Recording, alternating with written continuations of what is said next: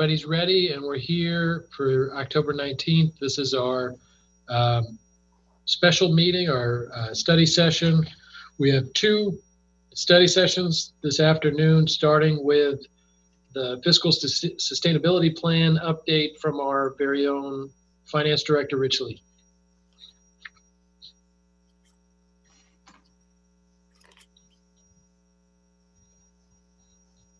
Good evening, Mayor Goethals and members of the council. Rich Lee, city's finance director. The item before you this evening is an update on the city's fiscal sustainability plan, and let's get started. So by way of background, the council may recall we introduced the phase 1 of the fiscal sustainability plan in May of this year. That was incorporated into the budget, which was adopted by the council in June.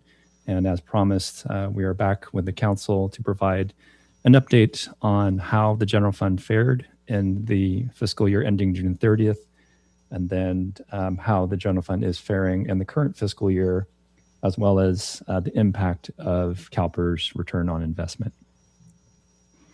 Just a quick recap of the fiscal sustainability plan, phase 1.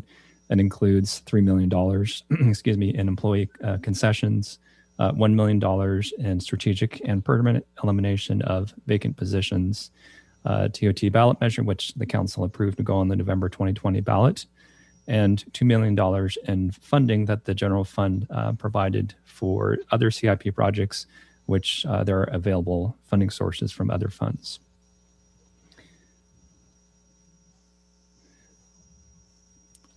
So the general fund, these are unaudited numbers, ended with a $133 million in total revenues, $135.4 million in total expenditures, and that results in a net loss of $2.4 billion. And I'm going to go through each of the results that had a variance of greater than 10%. So looking at general fund revenues, I do want to spend a little bit of time on property tax. So property tax, again, is the city's #1 tax revenue source. And for fiscal year 1920, it was not impacted by COVID. And that's really due to the timing of how property tax is calculated. So the property taxes that the city received in 2019-20, that's based on a lien date of January 1st, 2019. And because the lien date precedes the impact of COVID, therefore, property tax revenues for 2019-20 were largely unaffected by COVID-19. And the same can be said for the current fiscal year, as the lien date for those property tax revenues was January 1st, 2020, which precedes the onset of COVID-19. However, that will come to fruition for fiscal year 21-22. With a lien date of January 1st, 21. And we will continue to monitor this. It's the CPI growth for the state of California that determines the increase in assessed value for properties located in San Mateo. And we're continuing to monitor that. Through April of 2020, CPI was at 0.8%, and it has improved since that time. But again, we're monitoring that. I'll note that during the years of economic prosperity, CPI was greater than 2%, and per the California State Constitution, through Prop 13, that assessed value, the maximum it can grow is 2%. We did receive information from the county controller that while the property tax revenues themselves are not impacted by COVID-19, the remittance of them will be somewhat atypical compared to previous years. We are a teeter plan county in the county of San Mateo. That means that we are guaranteed to receive 100% of property tax revenues. And any penalties or interest, the county is able to collect that. And we do have assurances from the county that by June 30th, we will receive 100% of the secured property tax revenues. Moving on to the real property transfer tax, I wanted to provide this table for the council to provide in context. So the maroon bars, that represents the median sales price for a single family home in the city of San Mateo going back to March of 2019 through September of 2020. And as you can see, that has largely been unaffected by COVID-19. The next line, the yellow line, that represents the inventory, the number of houses that are available for sale. And as you can see, that again is unaffected by COVID-19. I guess that's a goldenrod color. Those are the number of houses that have sold going over since March 2019 through September of 2020. And finally, the average days on the market. So how many days is a single family residential property on the market before it gets sold? And through September, it's just over 3 weeks. So still a very healthy real estate market despite the challenges of a global pandemic. There's other reasons why real property transfer tax performed better than originally anticipated, and that's really the 30-year mortgage rate. So this graph on the left is showing the council the average 30-year mortgage rate going back to October of 2015 all the way through October of 2020. You can tell that we are actually below 3%, and as of late last week, the rate reached 2.8%, which is unheard of. It's historically low for a 30-year mortgage. So the adaptation of the real estate market combined with historically low interest rates has really driven real estate transactions to the benefit of the city of San Mateo.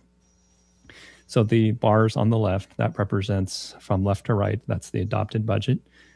The middle bar represents what our previous estimate was at $8 million. And what actually happened was closer to $9.1 million. A good portion of that is largely due to one transaction of a commercial property that brought in $500,000 in real property transfer tax. The current year adopted budget reflects a $6 million estimate for how much we expect to receive. And we will continue to monitor that and return back to the council for the mid-year budget update. Again, looking at this, which is our most volatile revenue source. Moving on to TOT. TOT has been significantly impacted by COVID. However, the prior fiscal year did fare better than we had anticipated. Essentially, with the global pandemic and the shutdown of the travel industry, we had assumed that we would receive very little to no TOT in the final quarter of the fiscal year. However, we, due to the timing lag in terms of reporting, February of 2020, we had about $500,000 in TOT that really accounted for the majority of the difference between what we had anticipated and what the unaudited actuals ended up resulting in.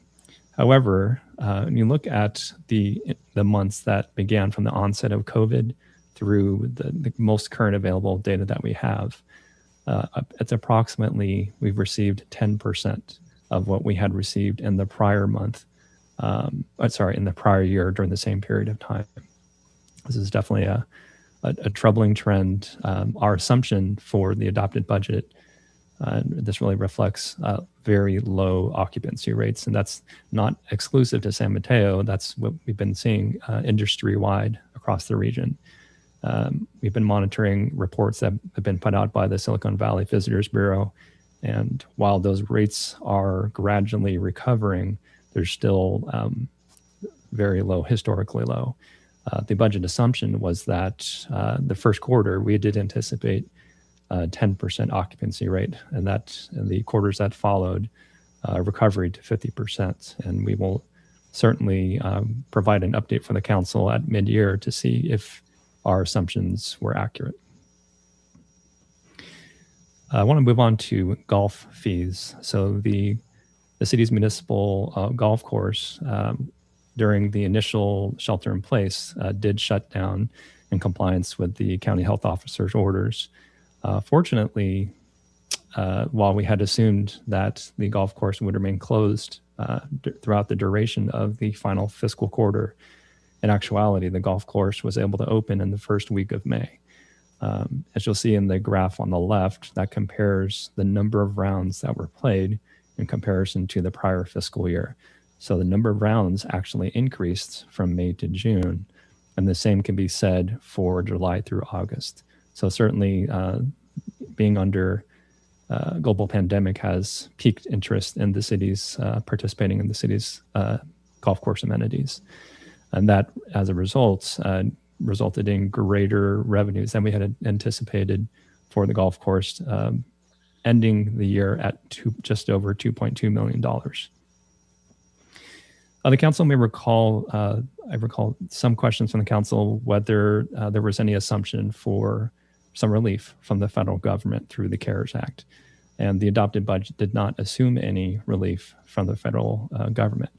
However, the CARES Act did include $500 million to the state of California for municipalities. And as a part of the state's budget deal, they allocated $275 million for cities that had a population of less than 300,000. As a result, the city of San Mateo's allocated share for CARES Act money was just over $1.2 million. Because of the timing of that decision, as well as when the funds were available, this will be $1.2 million that will be recognized in the current fiscal year. That's the good news. The challenging news for us as a local municipality is that it appears unlikely that there will be any further federal government assistance.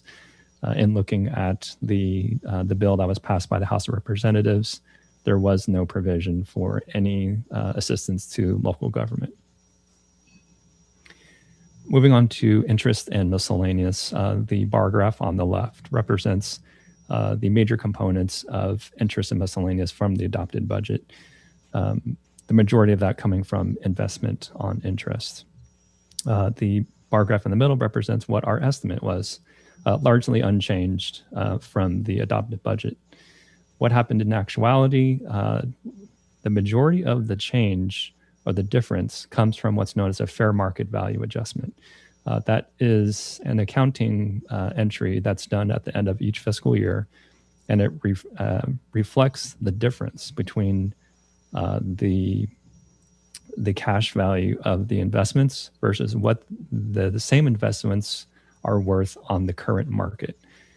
So that there's no change in cash position that results from this accounting entry. It's really just a fair representation of what those investments are worth as of June 30th of 2020. As no surprise to the council, we are in a very historically low interest environment. And because our investment portfolio has a duration of just over a year, there's about a year lag in terms of the interest rates that we were able to attract a year ago versus where they are today. I do want to talk a bit more about where interest rates are headed. So this table represents a survey of all the Board of Governors of the Federal Reserve System that represent the Federal Open Market Committee. And the value on the left is the target percentage or the median percentage of where they believe the federal funds rates, which is the overnight rate at which commercial banks borrow and lend their excess reserves to each other, where it should be. So as you can see, they believe that through calendar year 2023, that we will continue to be at historically low interest rates.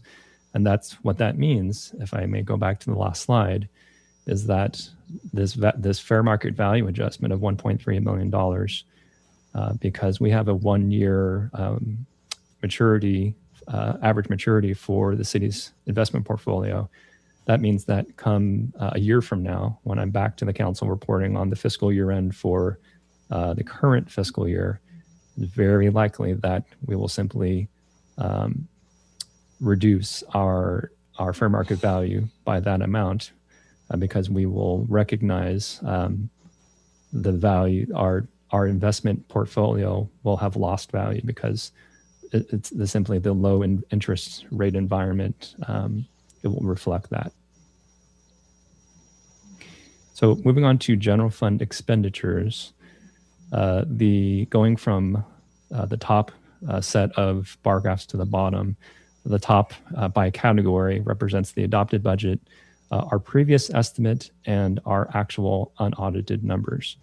I want to draw your attention to two categories. First is the Measure S. So these are, Measure S is a sub-fund of the general fund, and it accounts for revenues and expenditures related to the Measure S ballot measure that was adopted by or approved by voters in 2015. And it's that quarter-cent transactions and use tax.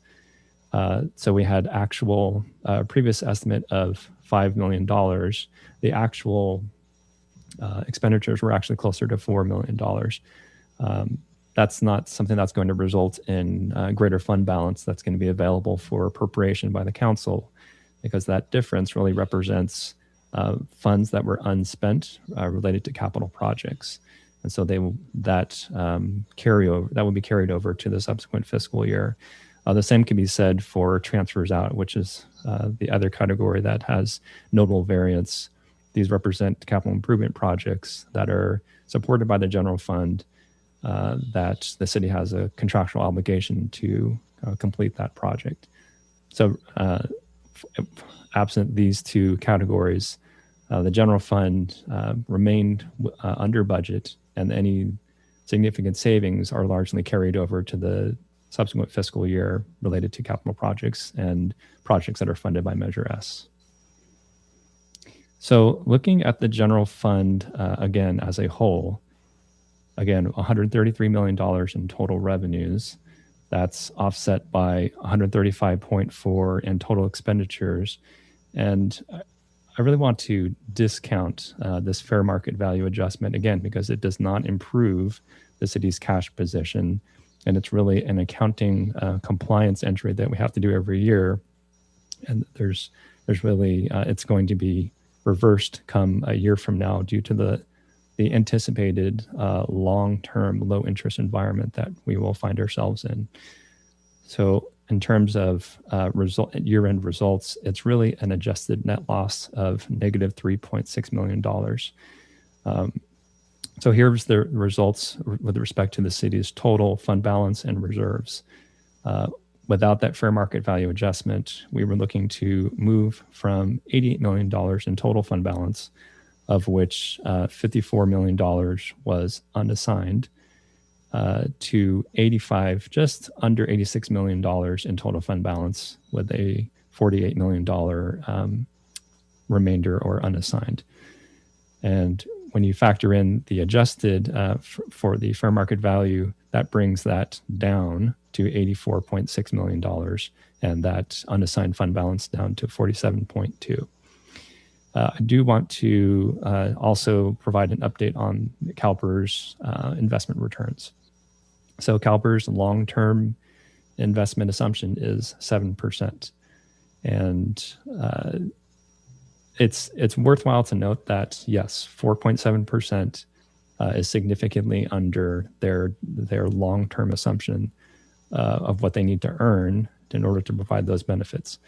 However, I do want to point out that represents significant ground that they had made up from the weeks that followed the initial market reaction to COVID-19. CalPERS reported a $70 billion market value loss. With respect to percent, that was a 17% loss. So certainly 4.7% is relatively not good news, but it's better news than a 17% loss.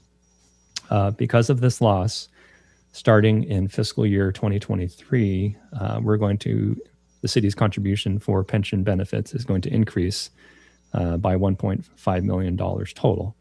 And CalPERS has a method where it's called a ramping method, where we're going to recognize 20% each year until the fifth year, when we recognize the full $1.5 million. That's being offset by some good news that is reflected in the latest actuarial evaluation from CalPERS, which says that the normal cost, and that normal cost is the cost of 1 year of service, is actually projected to go down by 1% over the next 5 years. If you were to contrast that with previous actuarial evaluations from CalPERS, the normal cost was anticipated to be static. The actual evaluation dated June 30th of 2019, that is the first valuation that we've had that actually shows normal cost going down. The driver for that is the gradual replacement of PEPRA employees. These are pension reform employees. So any employee new to CalPERS as of January 1st of 2013, that's defined as a PEPRA member. And anybody in the CalPERS system prior to that is what's known as a classic member.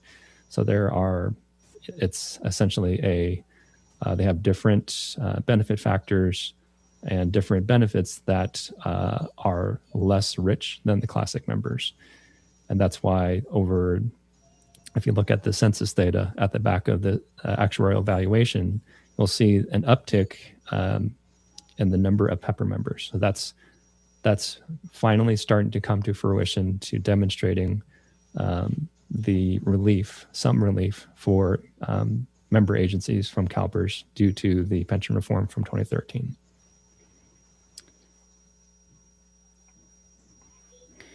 So this should look familiar. This is the general fund 5-year forecast that came from the adopted budget from the current year. And again, two things to bring to the council's attention.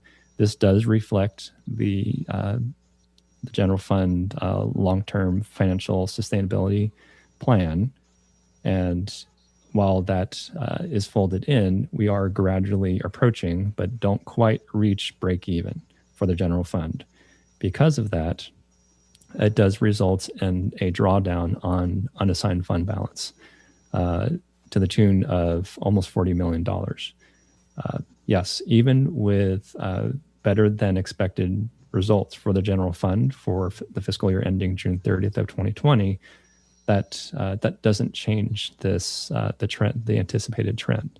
So this is the updated forecast for the general fund with the highlighted column in yellow representing unaudited numbers for the general fund.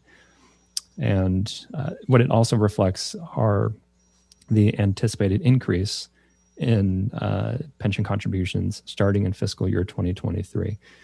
So really a couple of things to bring to your attention. Again, you'll note that the resources under requirements, it's still gradually approaching break even. And at the bottom, while the unassigned fund balance in year 5, 2025, we're still drawing down on unassigned fund balance. It's just that the nadir of the fund balance is a little bit higher because of the results from 2020. And as such, really, we ask that the council receive this update, and because of the results and the ongoing trend of the decline in unassigned fund balance, as well as the increase in pension contribution rates, that the council affirm the elements of the fiscal sustainability plan from phase 1. And I'll be back with the council for a mid-year budget update in January 2021, taking a look at how our tax revenues have performed during the fiscal year. And that concludes my presentation. Happy to address any questions from the council. All right, let's go to Eric Rodriguez first. Deputy Mayor Rodriguez. Thank you, Mr. Mayor. A couple of questions I had. Thank you for this this presentation, Rich. This is great. I guess the first question I have is with the CalPERS pension costs assumed to start going up in 2023. Does that assume that CalPERS is going to hit the 7% discount rate each of those years, or if they miss that rate, could they go up even more? That's correct. So there's always a 3-year gap between the investment returns and when those gains or losses are factored into the contribution rate. And so yes, there could be gains or losses from now until 2023 that are going to be incorporated in subsequent fiscal years. So for example, if we hit the same rate of return under 5%, these next couple years, that could go up substantially. Correct. And sorry, go ahead. I'm sorry, I didn't mean to interrupt. I was going to say, CalPERS has a new tool. They call it their pension forecasting tool. And it is actually now available to the public. Anybody can create an account on calpers.ca.gov and look at any public agency and factor in any forecast that they'd like to see, whether it's 5% return on investment over the next 5 years, and what that will do to not only the pension contribution rates, but also the unfunded liability. Got it. I mean, nobody can predict the future, and if they could, they wouldn't be on this call right now.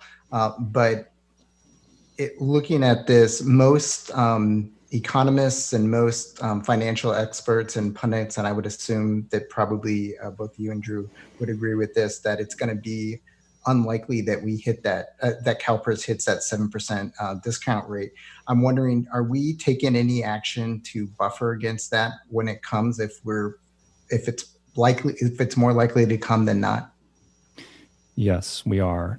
One, we work with a world-renowned actuary who, as a part of their separate review of CalPERS actuarial data, they prepare an independent actuarial valuation. And one of the assumptions that they use is not 7% as a discount rate, but rather 6.5% in terms of return on investment. So a more conservative return, and fold that into their contribution rates, which we then use for our projection into contributions to PERS. And do you think they're discounting it enough? So one thing that I've been monitoring is CalPERS investment committee meetings. And one of the considerations that they're making is they recognize the difficulty that they're having in reaching a 7% return in a low interest rate environment. One of the strategies that they're doing right now is looking at their mix of assets. So what investment classes are going to earn better than 7%? And there really is only one, and that's private equity. So what they're looking to do now is to increase the allocation of their investment portfolio for private equity from what's currently 8%. They're looking to ramp that up to 10%. And they've been very clear that of all the investment classes, that is the only investment class in the next 10 years that's anticipated to return greater than 7%. So they're going to accept more risk, basically. That's correct. Okay, last question. It's probably the hardest. For those watching at home, or for those that go back to this presentation, the too long to listen to or too long to read version, if you had a couple of sentences to summarize our current position right now, what would they be? We are better prepared than we were during the Great Recession to absorb the volatility that comes with our tax revenues. That's 60, just the property tax and sales tax alone. That's 60% of our general fund revenue. So any volatility that comes from a recession, we need to be able to absorb that for that difference between our recurring revenues and our recurring expenditures. So what these results and what we know of the assumptions for the future, we still need that relief to provide that relief to the general fund front that was identified in the fiscal sustainability plan. Okay, that's fairly short. Thanks, I appreciate it. Thank you. Next, questions from the council. Councilmember Pappen. So just a couple questions. Number one, it is that this year came out better because we were conservative on some of the revenue, but that may not be the case going forward because we're going to have 4 quarters of COVID next time, right? That's correct. Okay. And then I just really was doing that just to kind of do a little more summation. But I was curious, correct me if I'm wrong, but is it that CalPERS was going to lower its discount rate because it didn't think it could ever get that 7%? And They're currently, so they're undergoing what's known as a ALM process. They do that every 4 years, and that's where they review their capital assumptions. They have individual portfolio managers for each of their asset classes, and through the CalPERS board, they identify what risks, what is the risk tolerance of the board, and once they get that sense from the board, what are the inherent interest earnings that they can expect from that level of risk. And that's where they've identified that really the only opportunity that they're going to have to meet that 7% is by increasing their allocation to private equity. I will say this, when you look at their current investment mix with an 8% allocation to private equity, that's their target. As of the most recent investment report, they actually only have just over 6% invested in private equity. So there's that delta, and that delta is because it's very difficult for them to find opportunities for private equity because everybody else is trying to get the same opportunities. So even though they may increase their target range to 10%, it's still going to be a challenge for them to identify those opportunities, and they are working with the investment community to build that rapport with the providers of those opportunities. Of course, and then that begs the question, how good a player in the market is private equity to the rest of the world? But that's okay. You don't have to answer that.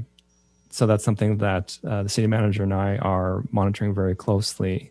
I've formed an ad hoc committee with the California Society of Municipal Finance Officers, specifically looking at CalPERS investment strategy.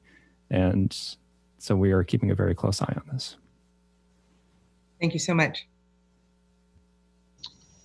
Other questions from the council? Rich, there was a line item in there talking about the savings from salaries. I think you put it at $3 million. Yes, as a part of the fiscal sustainability plan, that's the primary element is $3 million in employee concessions. And what that amounts to is essentially 2 years of no salary increases. That's a big assumption, right? It's a big assumption, and it's one that's subject to negotiation, and we are actively negotiating with our labor units to achieve that. We still have a long way to go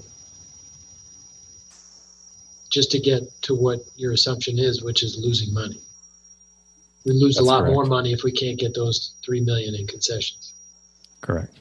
Okay. Other questions from the council? Let's see if any members of the public have a question.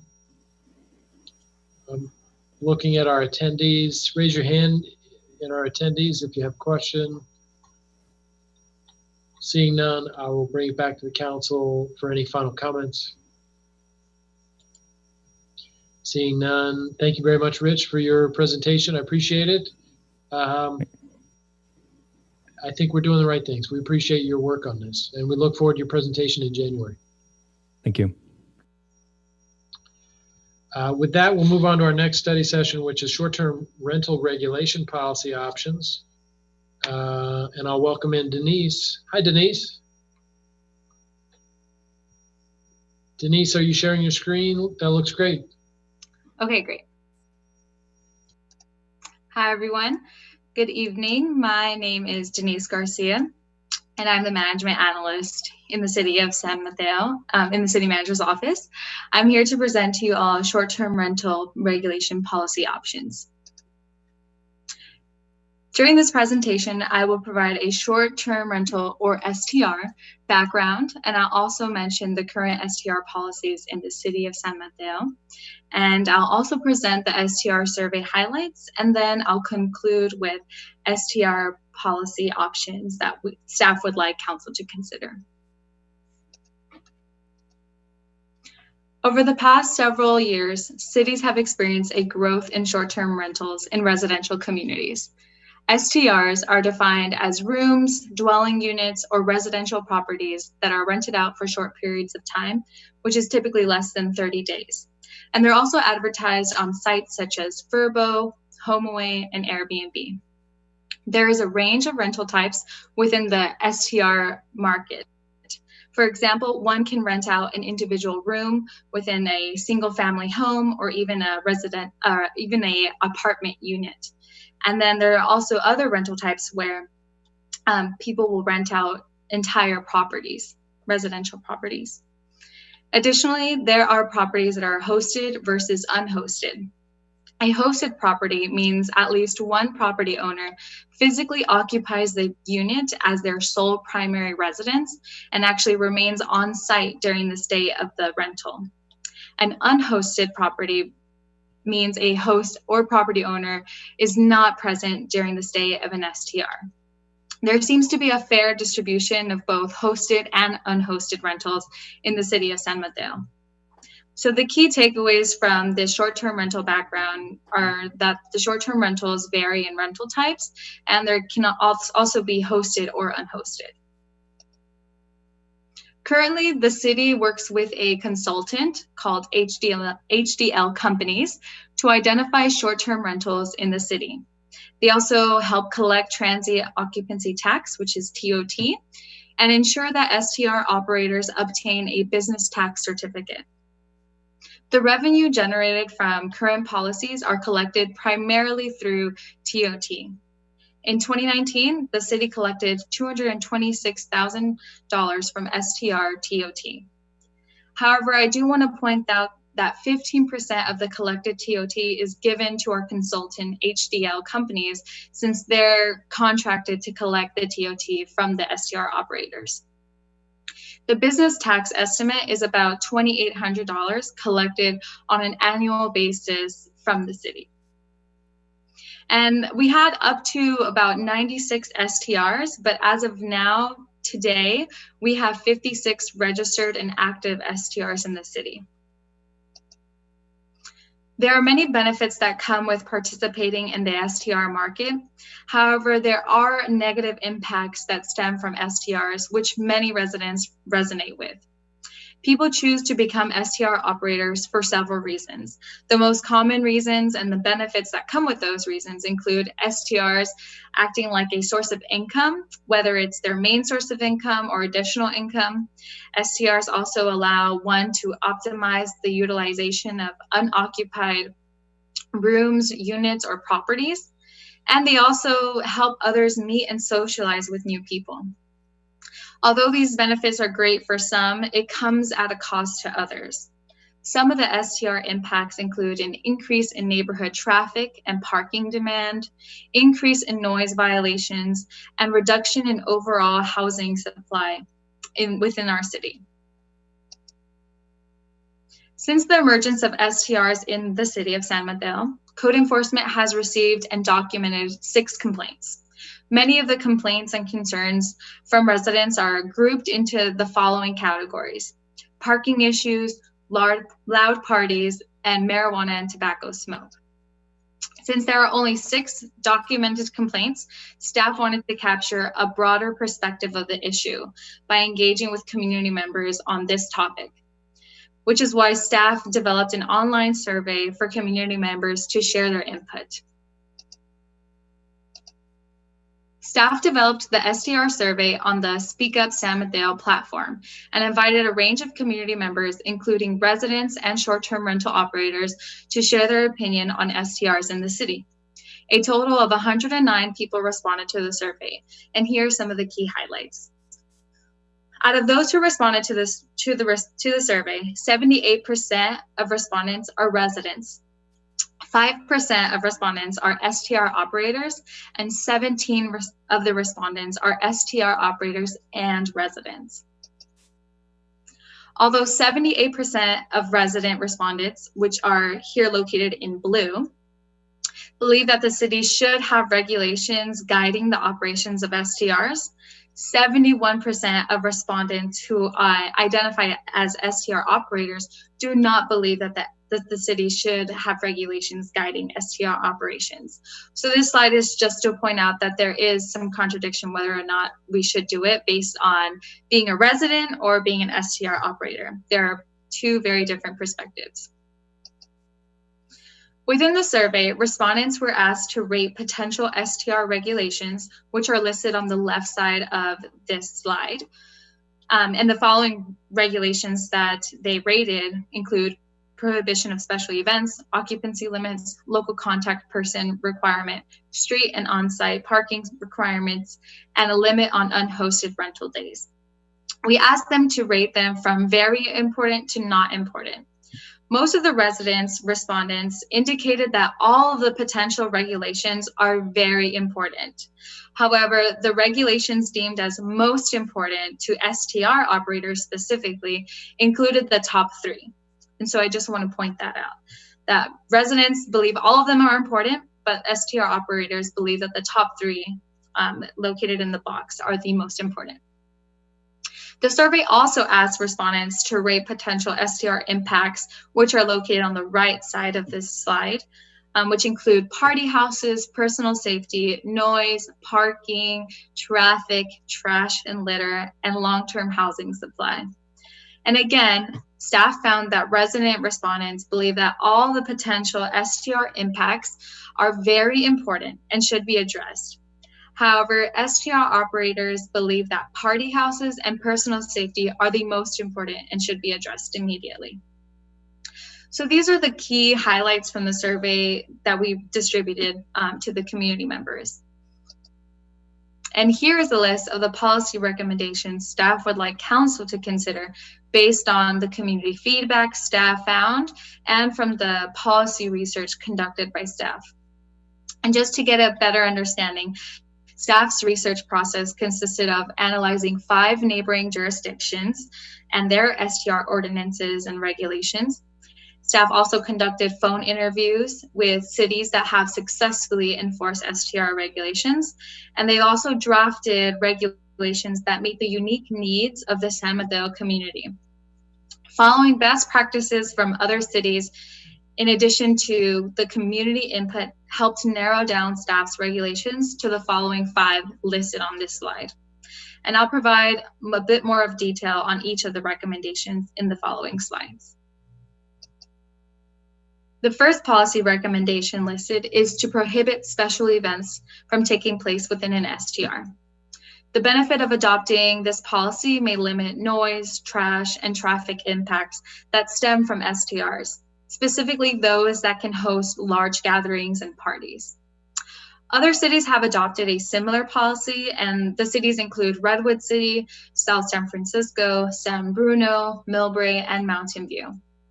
Staff recommends the city of San Mateo prohibit special events such as weddings, parties, corporate gatherings, and other similar events from taking place at a short-term rental. The second policy recommendation listed is to limit the number of occupants. The benefit of adopting this policy may lessen the likelihood of having a large gathering at an STR, which then reduces the impacts of noise, traffic, and parking in a community. Many jurisdictions' approach to limiting occupants on STR properties vary. As an example, the city of South San Francisco limits the number of transient occupants based on whether the STR property is hosted or unhosted. And another example is the city of Millbrae occupancy limits vary based on day hours and night hours, where day hours residents can or guests can have more occupants, and in night hours the occupants are lower to a lesser number. A recommended approach for the city of San Mateo could be to require STR operators to not exceed the lesser of 1, 3 occupants per bedroom, or 2, 12 occupants in total. Establishing a maximum number of occupants may help prevent special events and other nuisances such as noise, trash, traffic from impacting neighbors. Another standard that we can follow is to allow 2 occupants per bedroom plus 1 additional guest, rather than having 3 occupants in 1 bedroom. The numbers staff proposed here come actually from the averages that were taken from the survey responses.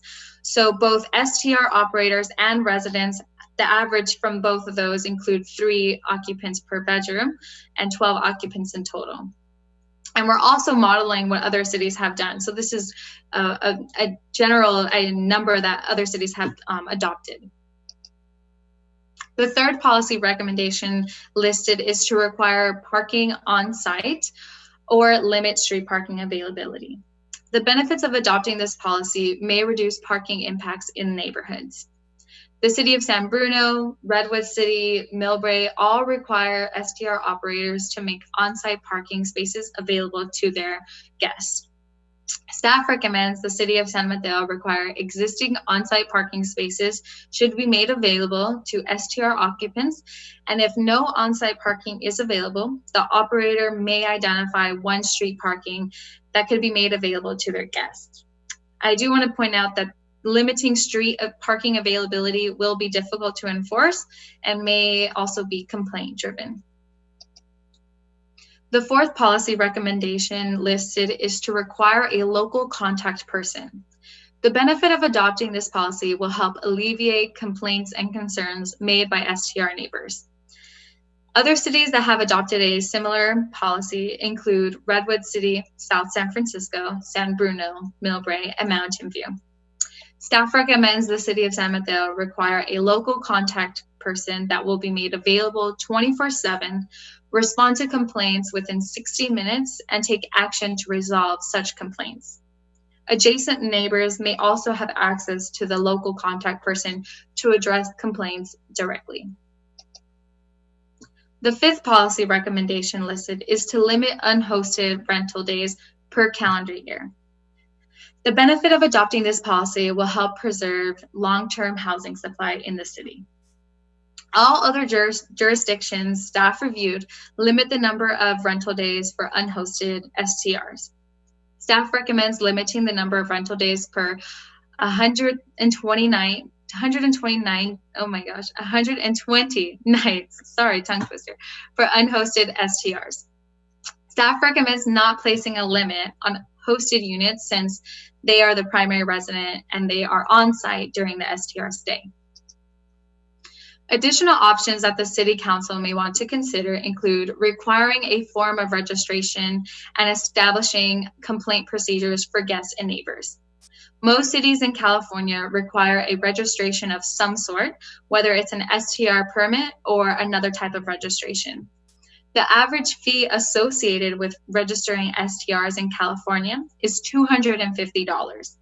This fee would be required of STR operators on an annual basis. And those who receive many complaints, those who are not following the regulations or are not in compliance, can have their permits revoked. This can serve as a way to enforce the regulations. Additionally, this fee can help pay for staff time and can be allocated in the general fund or can be saved and utilized for another purpose. An example is the city can use the funds collected from STR registrations to help fund affordable housing developments in the city. The other option to consider is establishing a complaint procedure. The city can work with a consultant group to streamline the complaint process, or the city can develop an online complaint form. Regardless, it is important to have a procedure for guests and neighbors to follow to accurately record complaints and resolve issues. Currently, staff is exploring various enforcement options and preferably options that don't have to involve the police department. But for today's meeting, staff is requesting guidance from the City Council regarding the proposed STR regulations, which are listed here on this slide. Here are some other questions that staff would like council to consider. The first is, which regulations are you in favor of? And again, the regulations are listed below. The next question, are there any adjustments staff should make to the proposed regulations? And lastly, are there any regulations you have in mind that we are missing? Great, Denise. Thank you so much for that presentation. That was wonderful, and I'll bring it to the council. Does anyone have questions or comments to start us off before we go to public comment? I have one question. Councilmember Pappen? Thank you. You said there were 59 STRs in the city. Is that right, Denise? 56 as of today. Okay. And I just was curious, do we know how many of those are hosted or unhosted? We don't, but I did do a look at the Airbnb site, and just from briefly going over that site, it looks like there's a fair distribution of both hosted and unhosted. Okay. Okay. I just had that one logistical question. That was it. Thank you so much. I know a lot of work went into it. Deputy Mayor. Thank you. A quick question along the same lines. Of those homes that we know that are listed, do we have any enforcement mechanism? Is the company that we're working with, are they making sure that all the ones listed we're collecting taxes on and things like that? Yeah, so part of the responsibility from HDL companies is to collect the TOT and make sure they're in compliance with what we currently have. I do hear from HDL companies that sometimes it's a little bit difficult to get that, to retrieve what we need from them, but they are the ones that work directly with the STR operators to ensure that they're in compliance. Okay, and one more quick question. For the possibility or option that you presented with the STR permit fee or registration, would it be possible? I mean, I guess anything's possible, but would it be viable, you think, to have a two-tiered system where if you have maybe an exemption of that for those hosts that are like 100% hosted versus, you know, the person who has the extra bedroom that's creating that space, as opposed to somebody that bought the house just to rent it out on Airbnb? That's a good question, and we could see if other cities have done something similar to that. So basically, it sounds like what you're saying is we'll have a different registration fee for those that are hosted versus unhosted. And so we can look into that to see if that is an option. I do know that there are other cities that have set in place a registration, kind of like a waiver for 1 year if a STR operator has been in compliance and has been just doing really well and working with the city and resolving issues. So there is one way that we can promote being a good neighbor and being a good STR operator by waiving one fee every other year, which is what other cities have done. So that's another thing that we can consider. So more carrot, less stick. Can I follow up on that? So, Deputy Mayor, your concern is not hosted versus unhosted. Your concern is the 12 months a year rental? Well, that's another concern I have. But my concern is that I believe, and this might be misguided, but from what I've heard, is there's basically kind of two main groups of operators. One who are kind of like empty nesters that want to make ends meet by renting out Junior's bedroom, and then the other one is, you know, purchasing homes as an investment or inheriting a home as an investment, and you know they're kind of a different operation. So dividing lines on that right now. It seems like the proposal that limits it to only 120 days really cracks down on what you're talking about. Right. But again, that's not what I'm trying to get at. What I'm trying to get at is the fee to pay for all this organization. I think that there should be a dichotomy between those two groups. What you're talking about is a different concern, which I have other things other issues with, but we haven't got to what we think about each of the proposals. I just want to make sure I understood what you're talking about. Thank you for. Does it make sense? No? Yeah. Okay. Yeah. Councilmember Bonilla.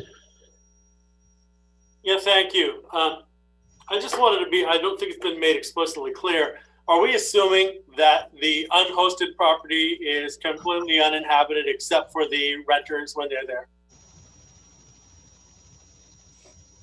I don't think we can make that assumption. Unhosted can vary. So if we do set that rental limit of 120 nights, then they are technically the primary resident for the whole year, up into just not those 120 nights where they rent out their property. So it's hard to say that they are completely, they don't Yeah. have it their home at all. Okay, thank you. Yeah, I'll have more comments later. Thank you. Councilmember Lee. Thank you. I had a question about the definition of short term. Is it under 30 days? Is that right? Okay. And then I'm also curious about the limitation of 120 days. It seems like really hard to enforce and could have fiscal impacts. Is that, have we done any analysis on that? On the enforcement, Yeah, that is definitely how would true that work? It may be difficult to enforce. There are different companies like HDL companies and other types of consulting businesses that we can get in contact with who can help monitor those types of things. And like you said, that might be at a fiscal impact cost. So that will be something that we'll have to determine later on. These are just the proposed regulations that we have for you all to consider and maybe amend or just share your input, and then enforcement protocols can take place as a next step. We'll catch it when we collect too much TOT and then we get back that TOT Right. money.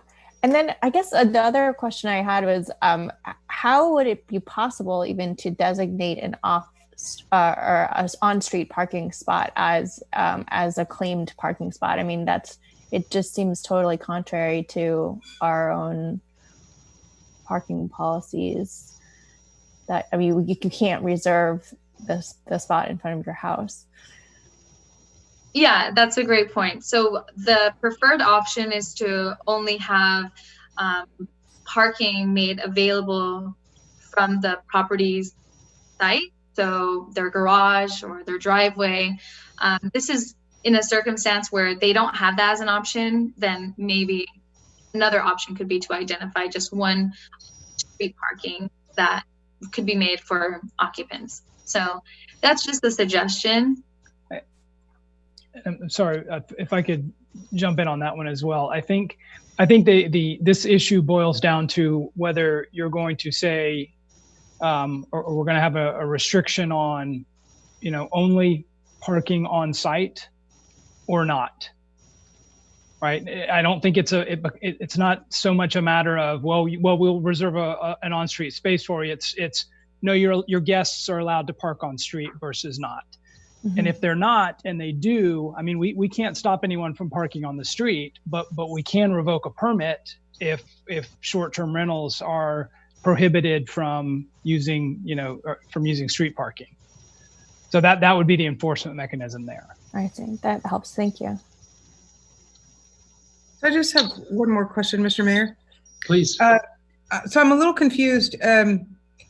Is it that the fee to be a short-term rental in San Mateo pays for the monitoring of that program and the outside contractor that you use?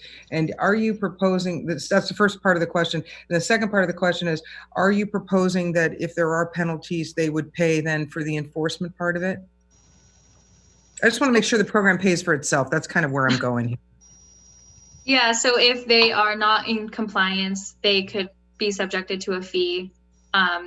Similar to the fees that we have already for all residents. So if they're not in compliance with noise and they're violating the noise ordinance that we have, then they can be subjected to a fee or any of the other regulations that we end up adopting. So if they're not in compliance, we could always subject them to a fee, and also the other additional costs. So having a registration permit or a short-term rental permit, that will help pay for the staff time to have this program up and running. And so, yeah, we'll have fees associated if they're not in compliance. So they're more like a penalty, I think you mean. So a fee to enter the program and a penalty for failure to comply. Okay, right. I'm with you. Thank you. Okay. Rick, you got one more? Yeah, I do. So just, would it be safe to say that the proposed $250 annual registration, if that were to be done, it would be an opportunity for us to gather information and possibly some answers to some of these questions that we're coming up with? We would require some information from the homeowner or whoever the owner is in order to get this registration. I'm sorry. would we collect information? I'm so sorry, Rick. Can you repeat that? I think I got a little lost in the connection. Yeah. So if we enact the $250 annual registration, would we use that as an opportunity to collect information from the property owners? Yes. So some of the information that we can collect is we could have the local contact person information, and that would probably be our biggest key information. But we could require lots of information on that registration. Okay, good. And then another question. Some people have their garage full of stuff, right? And like if there's, as was suggested by some other cities, 3 people per bedroom and 12 people total and so forth, and you got like 3 families, and the house has a 1-car garage and a 1-car driveway, and the garage is full, right? How do we seek to deal with that so that it is not a burden on all of the neighbors? Well, we would ask if we end up adopting one of the parking requirements proposed regulation, then one could possibly adopt, or we could amend the regulation to ask that if you are going to be an STR operator, then you make any parking availability on site available to the guest. So if that means that you would have to clear out your garage, then you would have to do that in order to abide by our policy. Okay, so that brings to mind another thought. Would it be, maybe we should consider if there are only actually 2 on-site parking spaces, should we allow that to limit the number of people who can stay at the house rather than imposing a lot of street parking on the neighborhood? Let's say you have, 12 people coming in 4 cars for the holidays, right? And clearly you can only get 2 there if the garage is empty and the driveway is used, right? So where do the other cars go? I think it might make sense to limit the number of people allowed at those particular houses by the amount of parking that's available. So that could be something that we consider when you all discuss what regulations you like or which regulations you'd like to amend. Right. Okay. Public comment. Mark.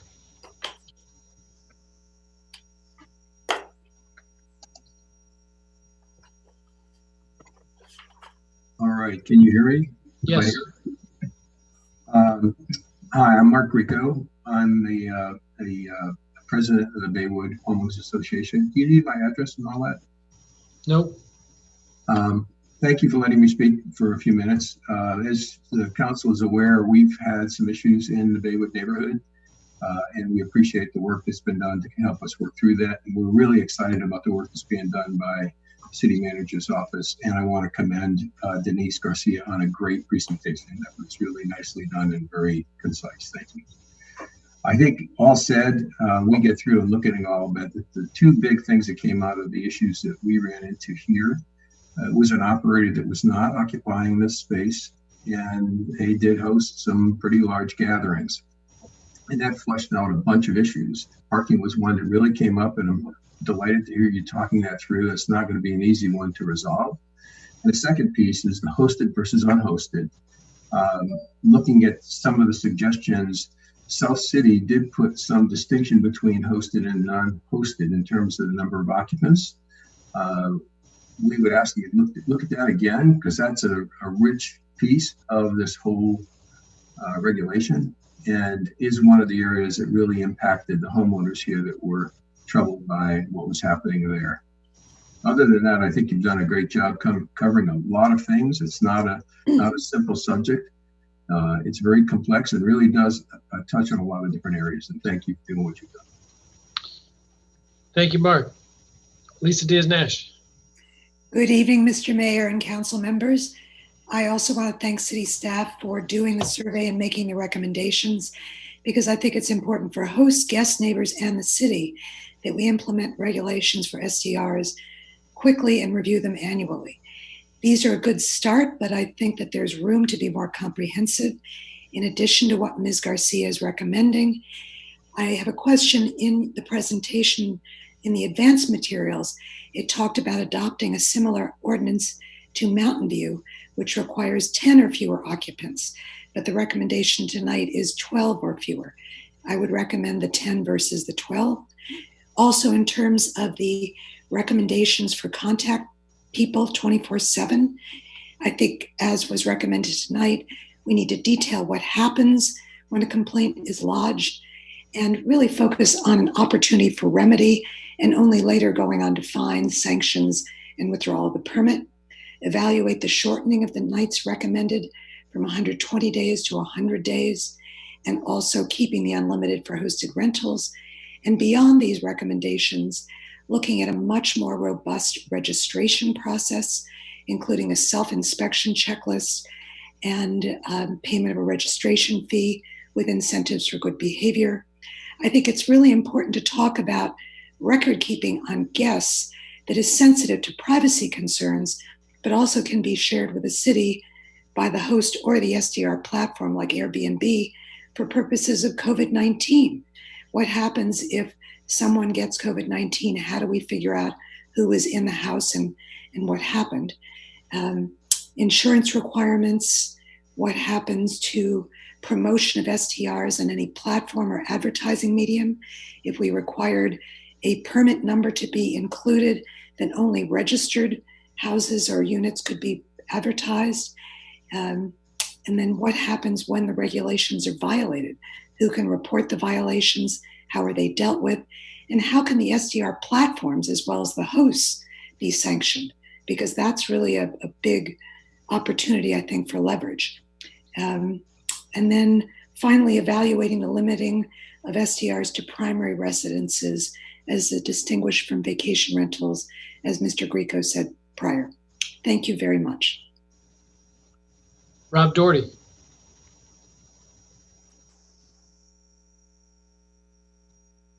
Can you hear me? Yes. Great, thank you. Thanks for taking my question. I actually have two questions. Number one, would you consider limiting the number of STRs in the city? I think you said previously there were 70 and change, and now there's 50 and change.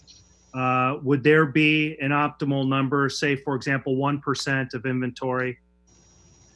Second, have you looked at, and if you haven't, is there any research out there that links STRs to surrounding property values? Does having STRs in your neighborhood impact homeowners' property values? Thank you. Thank you. And Roser?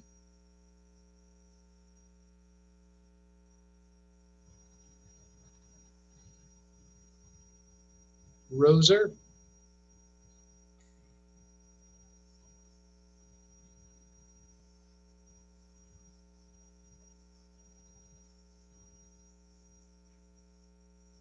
Roser?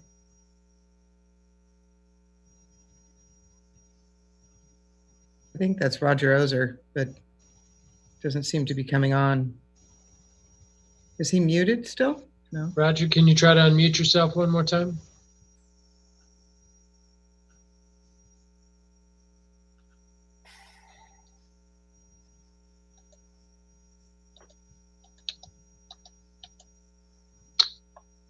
Roger, if you're there, can you unmute yourself? I think I got it. There we go. All right. Sorry about that. You can tell I do this a lot. Again, Denise, great presentation. And thank you, everybody, for taking this under consideration. Really important topic. I'm also on the Baywood Owners Improvement Association board. And I think somewhat, well, definitely mirroring what Mr. Bonilla said, Lisa, and I think Mark touched on it. To me, the biggest thing is occupants.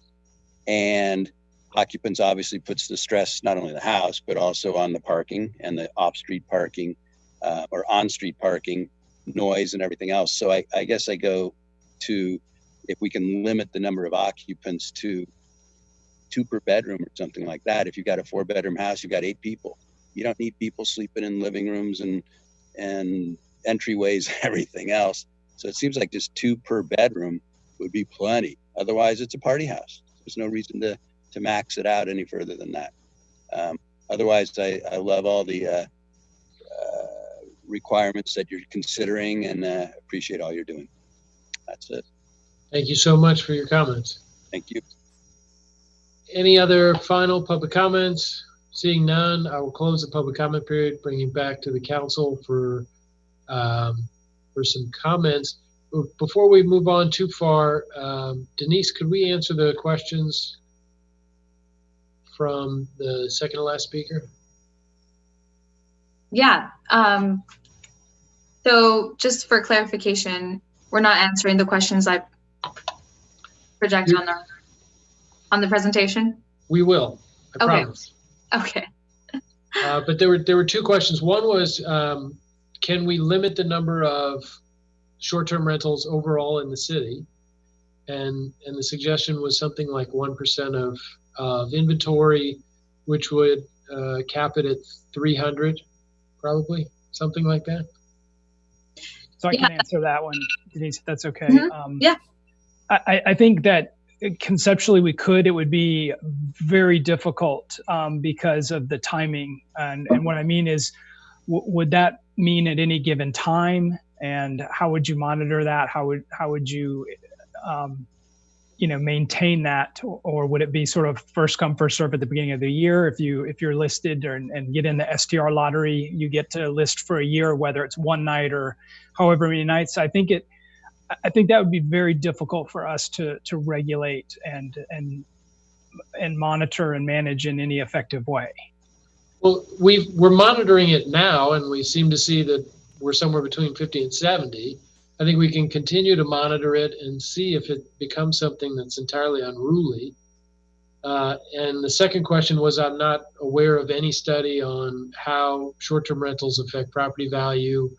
And I don't know whether that should be a consideration.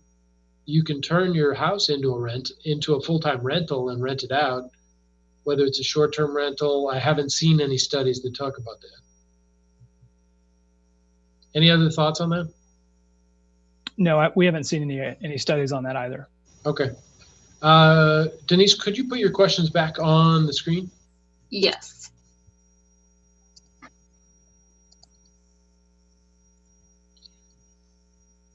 Okay.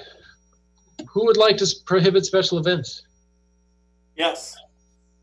I see a majority, maybe even unanimous. Who would like to limit the number of occupants and how? Any ideas, thoughts, Rick? Yeah. I had written down already, after looking at the matrix the staff had presented and thinking about it, we don't want to be in the business of party houses. And most houses in this city are 2 or 3 bedrooms. Some are 4, some are 5. But I think we have to think about the quality of life for the people living in the neighborhoods. So my thinking is 2 max per bedroom, 10 max per house. And I think that's very reasonable. I would like to cut it off there. Other thoughts?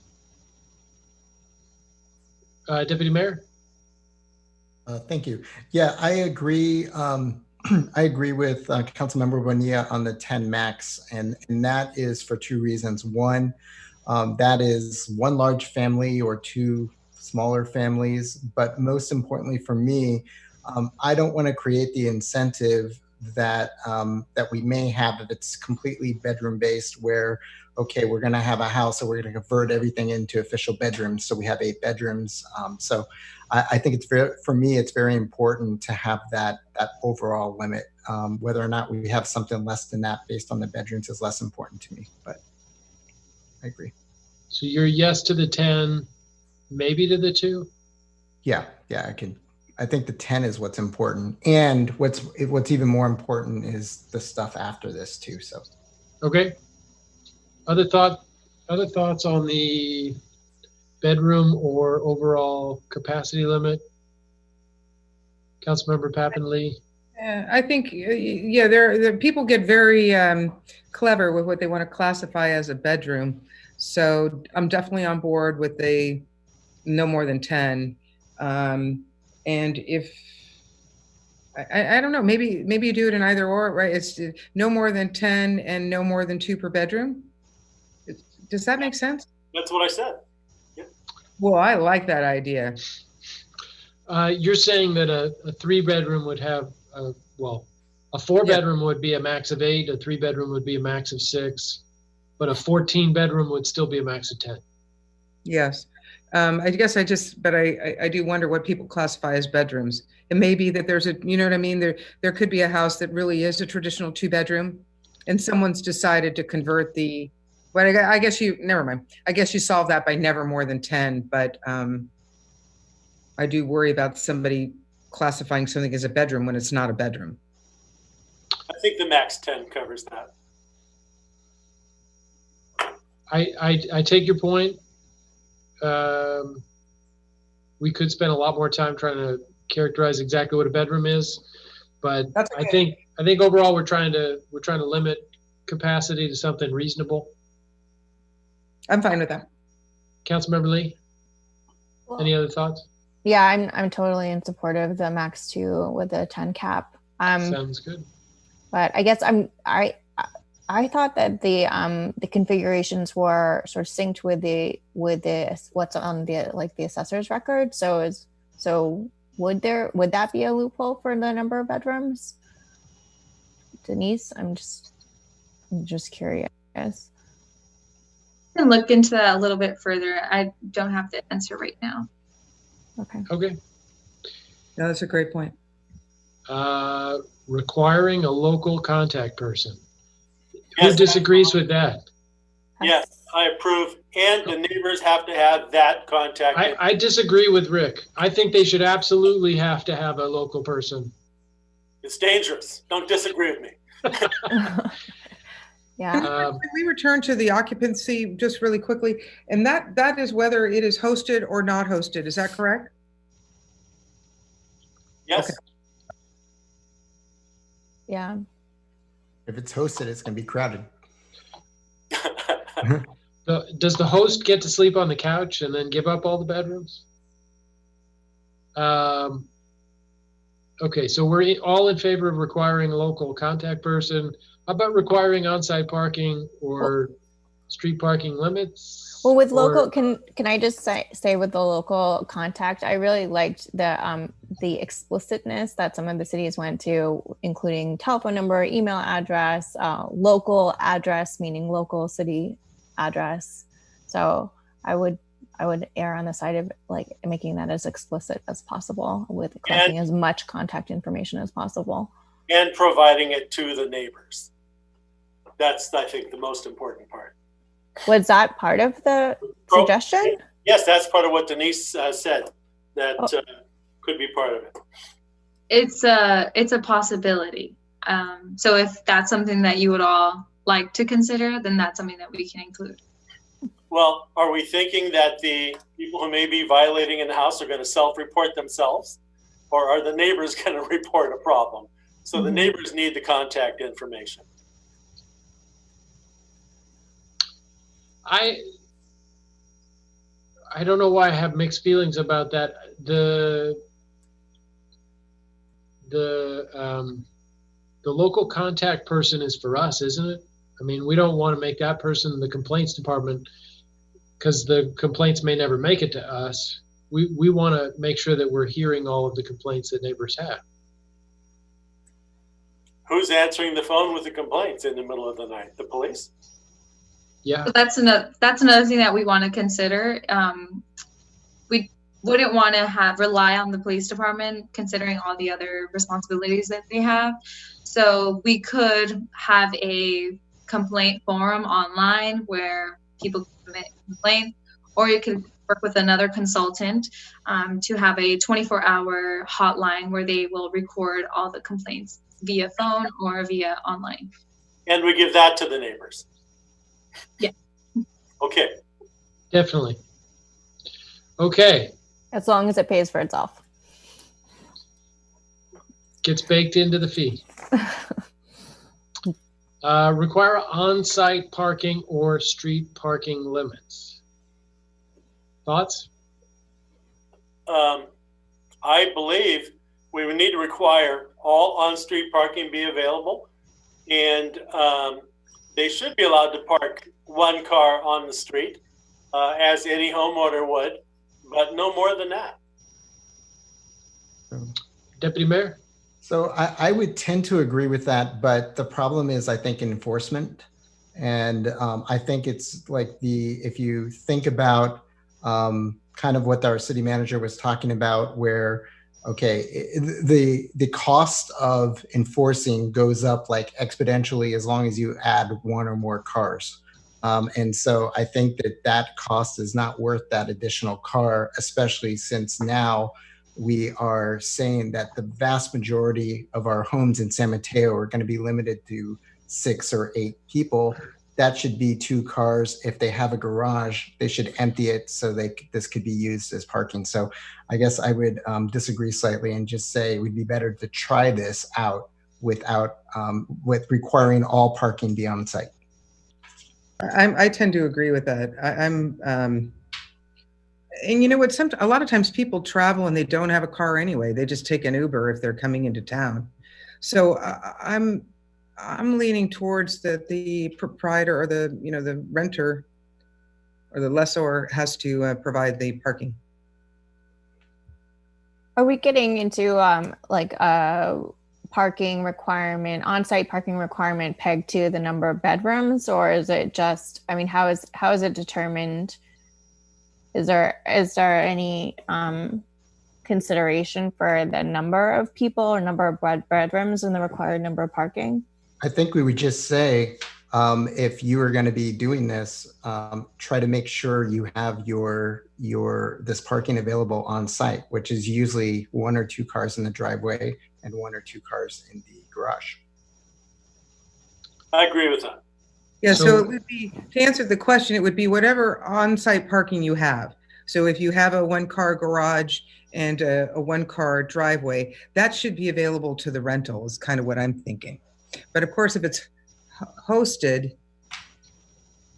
If it's hosted, you could go take a spot on the host would have to go onto the street then. So I was a little bit confused about Deputy Mayor. So we would, based on the challenges of enforcement, we would make it simpler, or we would not wade into the parking? No, it would be much simpler enforcement and communication if we tell each of these hosts or short-term rental leaseors or whatever the term is, that we expect you, if you're going to be doing this in San Mateo, we expect you to be able to provide all of the people that you have coming into your home are expected to park on your property.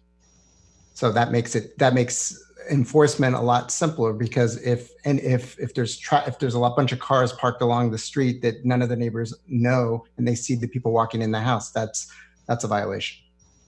And not on your front lawn. Not on the front lawn.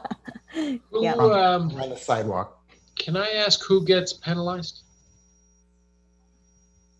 That would be part of the same penalty that if you're loud or you're hosting a party, the host would be penalized because they're responsible. Okay. Okay. Limit on hosted rental days. I think the 120 is reasonable, but I heard the neighborhood saying that they thought 100 would be better. I think 120 is 1/3 of the year. That's works out to 10 per month, average. I think probably 120 is okay. I'm fine with 120. I'm fine with it as well, especially since we're putting in a lot of these other safeguards that hopefully make, even if it was more than 120, a lot less impactful on the neighborhood. So I'm fine with 120 as well. Okay, yeah. So I would agree as well, but I did like the idea of putting a cap on the number of permits that we issue. I think that that's a worthwhile exploration, especially for unhosted.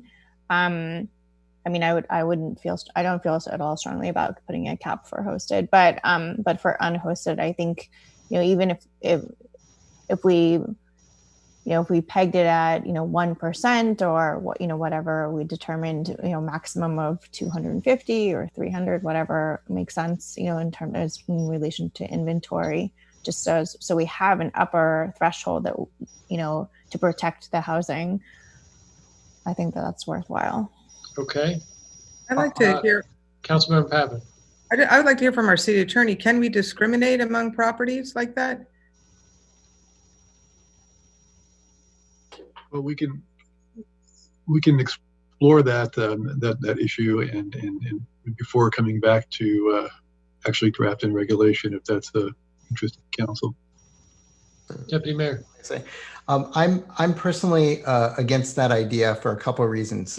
First, if we start setting this cap, then essentially we're kind of creating a franchise system or a permit system like they have cabs in New York City, where we have a set amount, and if you get one, you're one of the lucky few, and if not, you can't. And also, I think that we haven't had these regulations before. It would make sense to see how it goes and see. I mean, we're taking on some pretty strong regulations right now.